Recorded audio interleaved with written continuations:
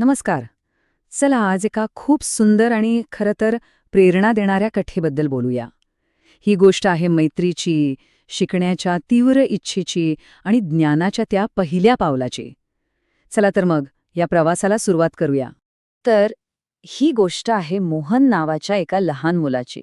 मोहन शाळेत जात नाही, पण त्याच्या मनात शिकण्याची प्रचंड इच्छा आहे, एक ओढ आहे.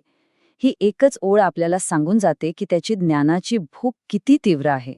आणि मग एक दिवस काय होतं, त्याचा मित्र राम त्याला भेटतो आणि सहजच विचारतो, "तू शाळेत जातोस का?" या एका साध्या प्रश्नामुळे मोहनच्या मनातली इच्छा बाहेर येते. आणि बरोबर इथूनच त्यांच्या मैत्रीच्या एका नवीन आणि ज्ञानमय प्रवासाला सुरुवात होते. मोहनची ही इच्छा ऐकून राम त्याला एक खूप छान वचन देतो. तो म्हणतो, "काही टेन्शन घेऊ नकोस, मी तुला शिकवेन." आणि हे ऐकून मोहनच्या मनात आशेचा एक दिवाच लागतो. राम ठरवतो की तो त्याला इंग्रजी मुळाक्षरं म्हणजे ए पासून झेड पर्यंत शिकवेल आणि मोहन तर मोठ्या उत्साहाने तयार होतो. चला तर मग बघूया कसा सुरू होतो त्यांचा हा क्लास. त्यांच्या पहिल्या धड्यावर नजर टाकूया, जिथे मुळाक्षरांचा पाया घातला जातोय. राम बघा किती सोप्या पद्धतीने शिकवतोय. तो सांगतो, ए म्हणजे ॲपल म्हणजेच आपलं सफरचंद, बी म्हणजे बॉल म्हणजे चेंडू, पुढे सी म्हणजे मांजर, डी म्हणजे कुत्रा आणि ई म्हणजे हत्ती. बघा पहिले 5 अक्षरे किती सहज आणि सोप्या पद्धतीने शिकवली आहेत. आणि मोहनचा उत्साह तर बघा खूप मस्त.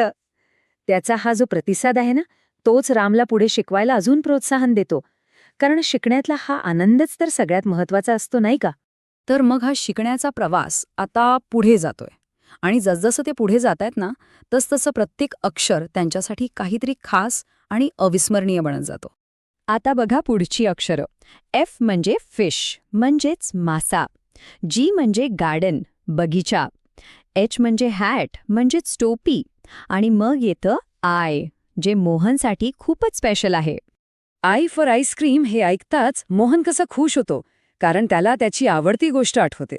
खरंच जेव्हा शिक्षण आपल्या आवडीच्या गोष्टींशी जोडलं जातं, तेव्हा ते कायमचं लक्षात राहतं. आणि इथेच एका चांगल्या शिक्षकाची ओळख पटते. राम लगेचच ती संधी साधतो. तो म्हणतो, "अरे वा, तुला आईस्क्रीम आवडतं ना? मग तर हे अक्षर तुझ्या पक्क लक्षात राहील." बघा किती हुशारीने त्याने तो धडा एकदम पक्का करून घेतला. आणि हा प्रवास असाच पुढे चालू राहतो. JKLMNO, एक एक अक्षर एक एक शब्द. आणि रामच्या मार्गदर्शनामुळे मोहनचा आत्मविश्वास कसा वाढत चाललाय बघा. चला आता बघूया ते ही मुळाक्षरं कशी पूर्ण करतात. शेवटच्या काही अक्षरांपर्यंत आणि त्या यशाच्या क्षणापर्यंत ते कसे पोचतात हे पाहणं इंटरेस्टिंग ठरेल. पी म्हणजे पोपट, क्यू म्हणजे राणी. आता ते एकदम शेवटच्या टप्प्याकडे आले आहेत. प्रत्येक बरोबर उत्तराबरोबर मोहनचा कॉन्फिडन्स आणि शिकण्याचा वेग दोन्ही वाढत चाललाय. रामचं प्रोत्साहन खूप साधं आहे, पण ते किती प्रभावी आहे बघा. तू प्रत्येक वेळी फक्त बरोबर म्हणतो आणि एवढंच मोहनला पुढे जायला पुरेसं आहे. आणि अखेर UVWXY आणि झी, झी फॉर झेब्रा. वा, त्यांनी सगळे मुळाक्षरं शिकून पूर्ण केली आहेत. खरंच काय कमाल क्षण आहे हा. शिकून झाल्यावर मोहनच्या चेहऱ्यावरचा तो आनंद आणि अभिमान तो या एका वाक्यात दिसतोय. त्याने फक्त अक्षरच शिकली नाहीत, तर ती त्याच्या लक्षात राहिली आहेत. हाच तर त्याच्या यशाचा सगळ्यात मोठा पुरावा आहे. तो मग यातला महत्वाचा मुद्दा काय? धडा संपलाय पण गोष्ट नाही. आता ही गोष्ट भविष्याकडे पाहतीये, जिथे शिकण्याची ही ज्योत अशीच तेवत ठेवायची आहे. आणि आता येते परीक्षेची वेळ. राम मोहनला म्हणतो, "चल आता तू सांगून दाखव." आणि मोहन बघा जराही वेळ न लावता आत्मविश्वासाने सुरू करतो. A for apple, B for ball. वा, त्यांच्या मेहनतीचं फळ इथे दिसतंय. मोहनला इतक्या पटकन शिकताना पाहून रामला सुद्धा आश्चर्य वाटतं. तो त्याचं कौतुक करतो. शाब्बास. एका मित्रानं दुसऱ्या मित्राला दिलेली ही शाब्बासकी खरंच खूप मोलाची आहे.